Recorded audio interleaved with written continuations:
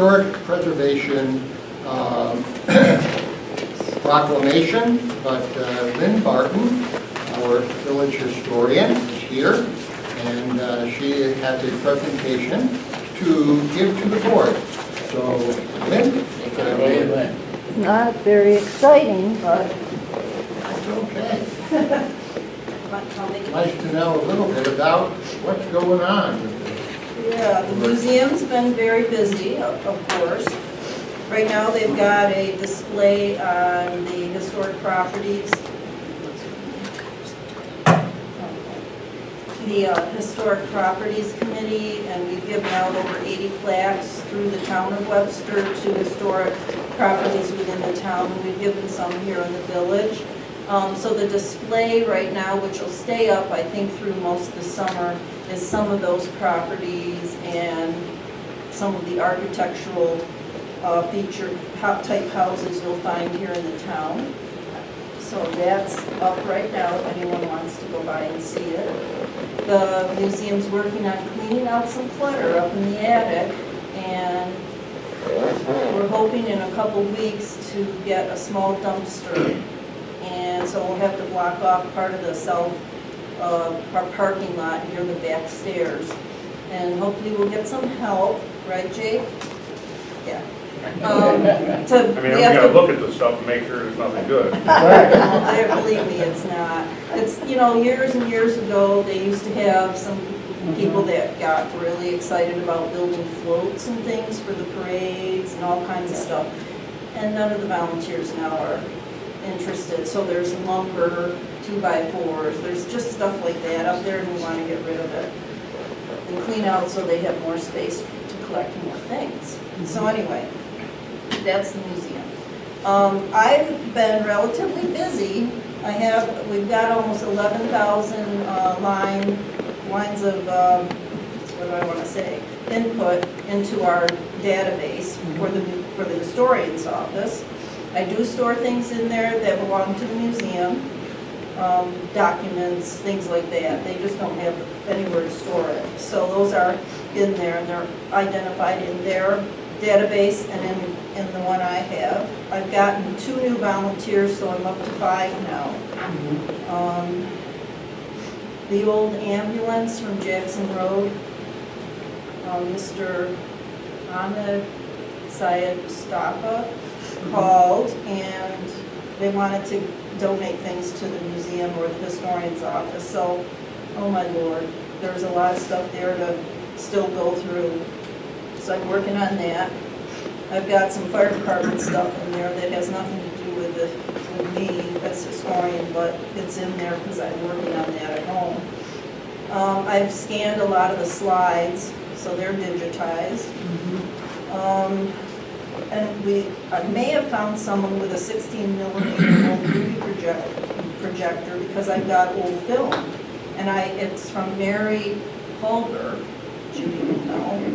So there could be some Webster films in there that I could get digitized, but I don't know because I don't have a projector. So we're working on that to try and get one. I'm meeting, like June 4th, I'm going to the Webster Union Cemetery to meet up with the Penfield Library historian, and we're going to compare notes on Asa Bass, who lived here in North Penfield, Webster. He was an early black resident that had a farm down there.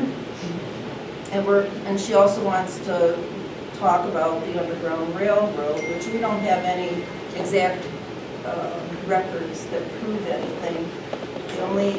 I have the old McNabb house on East Main Street. If you pull out Dunning Avenue, it's a little brownish house, 118 East Main, like straight ahead. And that's where Mr. McNabb, Reverend McNabb lived. Supposedly he helped transfer folks, I think, to Polkville, where they would catch a ship and go to freedom. So anyway, but I can't prove it. It's just folklore. My 18-year-old printer has died, so I am buying a new one. But 18 years, I love that printer. Next week, we're going to NBT Bank back by Goodwill off of the ridge.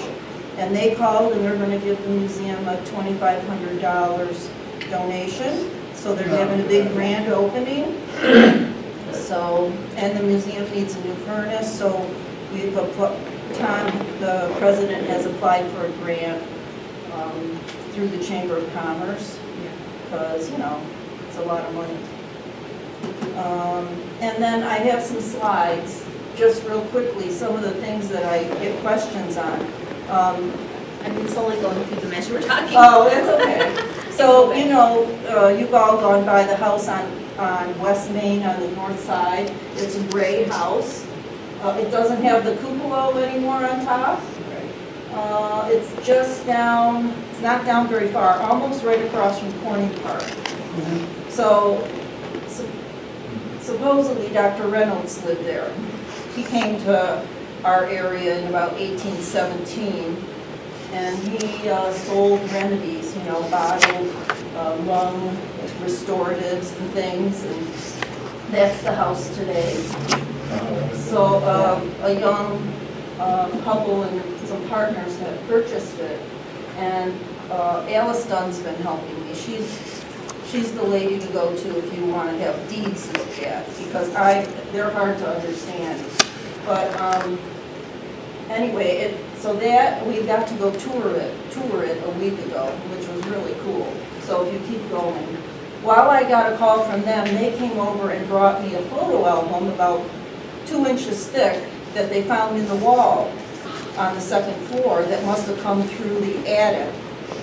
And none of the pictures are labeled. There were a couple of cards in there for Smith, which I guess lived nearby. So we don't know if Smiths lived there at one time or what. Now this is from a booklet that the village put out. This is the gray house, but it says that it's at 87 West Main Street, which is the first house west of the Methodist Church where Maria's is. It's a big white house that Dr. Reynolds lived there. So it gets confusing. So we had to kind of prove, that's why I have Alice involved. But I got 2 other calls at the same time, people looking into Hicks. And Dr. Reynolds' daughter married a Hicks, and they lived in this house until, you know, he died, and then she ended up passing away.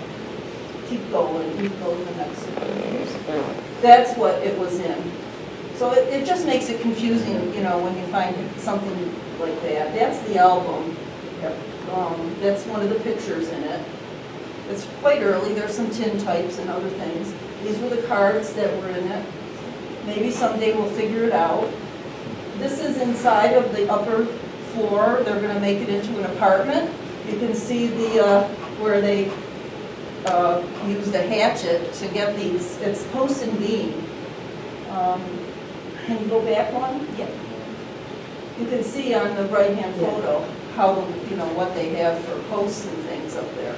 So you can tell it's pretty early. Okay, the next one, we went down in the basement, and you can see the logs with the bark still on it, holding up that section of the house.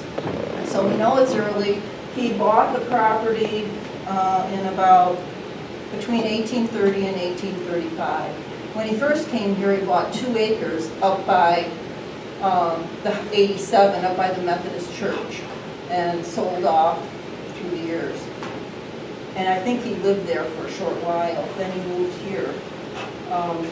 He had built the corner where the Mary Lee is, he had built that at some point, probably in the 1830s also.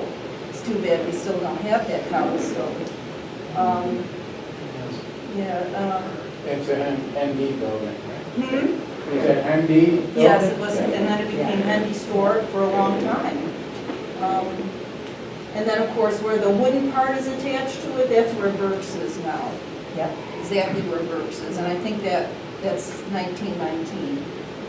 So, is there another one? I didn't bring many, that's it. No, that was, Just, I wanted to give you an example, because the one person that called with Hicks lives on Lake Road, and he was wanting information because Mr. Reynolds owned property on Lake Road.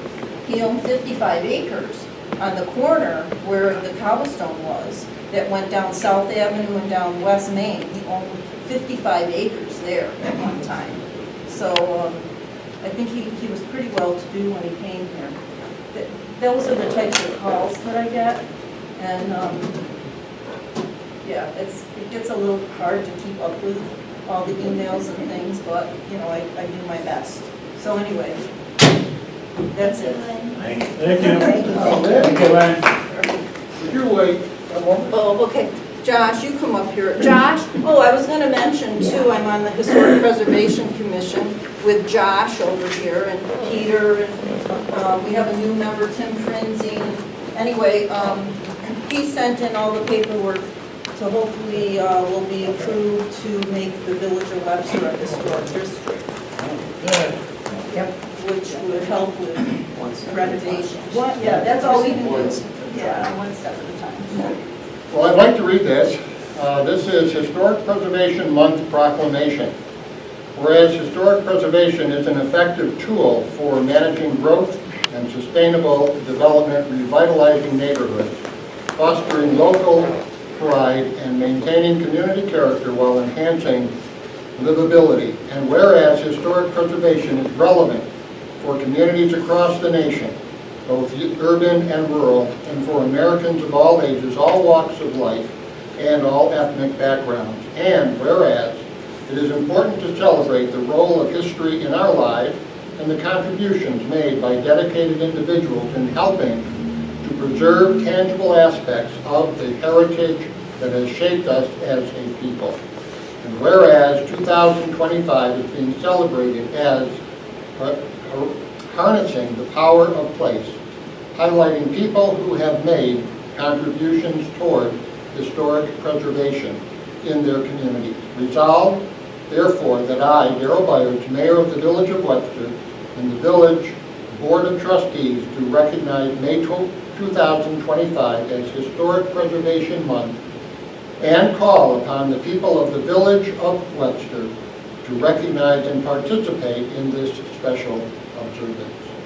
And this will be put in our office, visibly, or those who stop in. Thank you.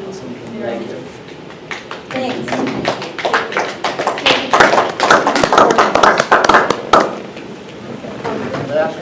Send Judy go up You there. want to bring them back up? Yeah, would you mind, I'm She's on sorry, the historic board, let her go up there. would you guys mind if we get one more with Judy and Daryl, a picture of you guys? Oh, okay.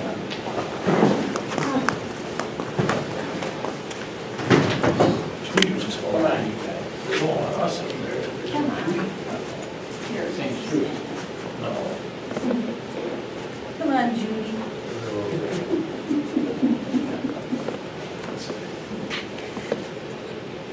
You got him? Finish in?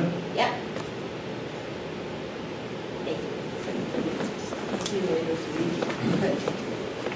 Thank you, Lynn. See ya, thank you. The posted view that you're talking about, I wasn't clear about.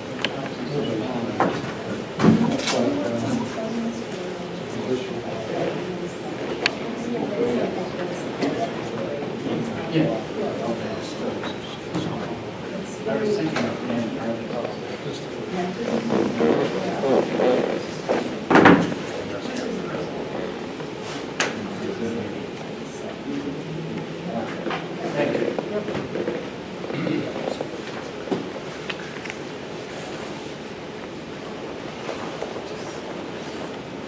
Okay. At this time, we will move into village business. And first item on our agenda this evening is the approval of minutes from May 8th. These you all have.